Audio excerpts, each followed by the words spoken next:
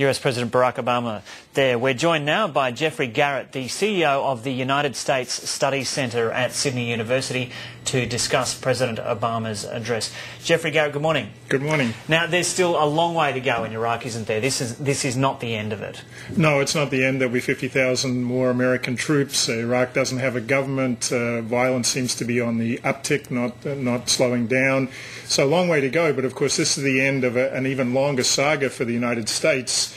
A war of 7 years. Barack Obama opposed it from the very beginning. It helped him rise to prominence. He's now president. He's delivered on this big promise to get out of Iraq. Will it be looked back on as a horrible mistake to have gone in there in the first place? For the country, I don't think the review at the moment would still be positive, but for Barack Obama, I think he's delivered on his big promise, which was to be as careful getting out of Iraq as he says George Bush was careless in getting in. But is it all happening too soon? There are reports that the bloodshed has actually increased in the last month or so. Well, of course, you get these debates on both sides of the coin. I think what Obama is saying, and what he has said from the beginning, is that Iraq was the wrong war, Afghanistan's the right war. There are big challenges in Afghanistan. We need to refocus on that effort.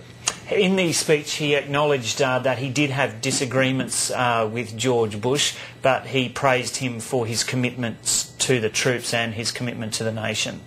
So he was positive on one hand.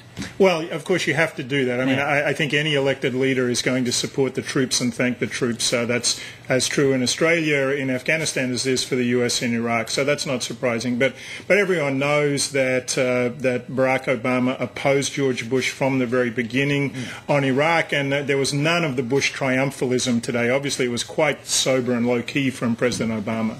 So he did. What did you think of that link, though, that he made after acknowledging former President George Bush, by then saying that all this money that the US had been pumping towards the war had made it tough for middle America, struggling middle Americans? Was that a fairly controversial link to make?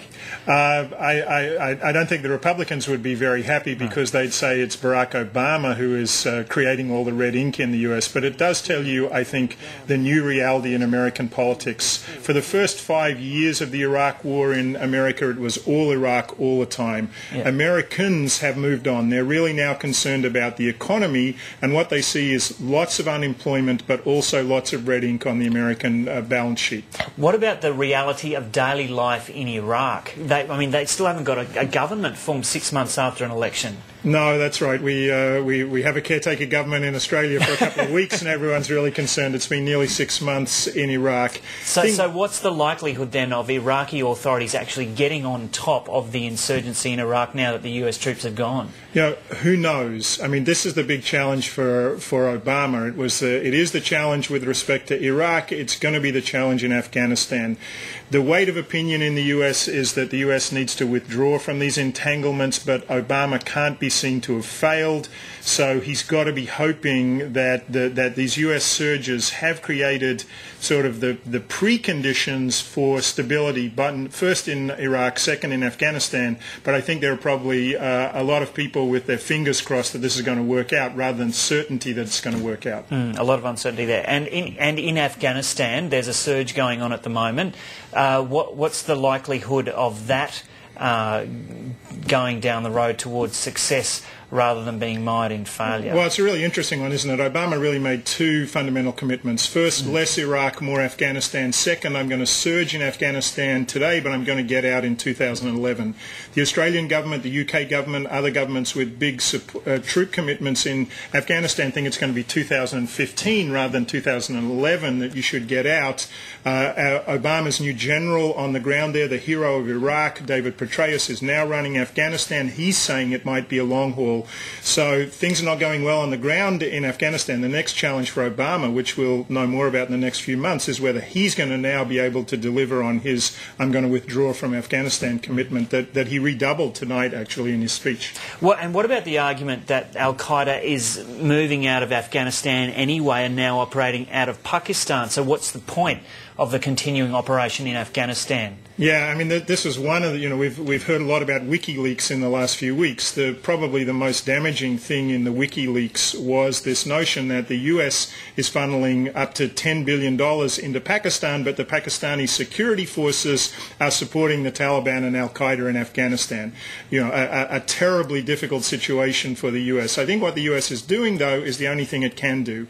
It's got to try to support the Pakistani government. It's got to try to get stability on the ground in Afghanistan, but in both cases the struggle is big and uphill. And in terms of the Obama presidency, this is one thing he can tick off to a degree now. He's been in power for a couple of years now, and there was criticism that he wasn't really getting anything done. I guess this is one of those things he can tick off.